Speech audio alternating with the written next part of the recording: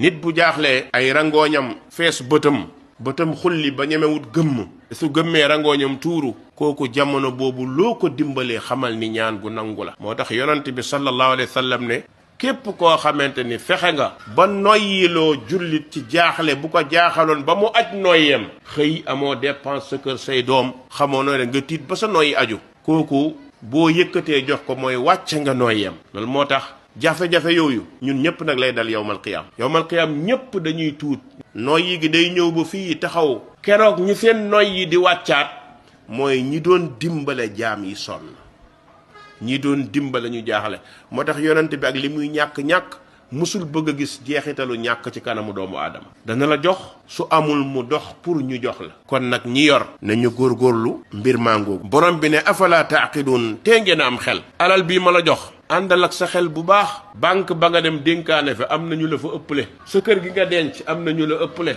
kii tey dafa jaaxle ñëw bal bi mun naa tourner.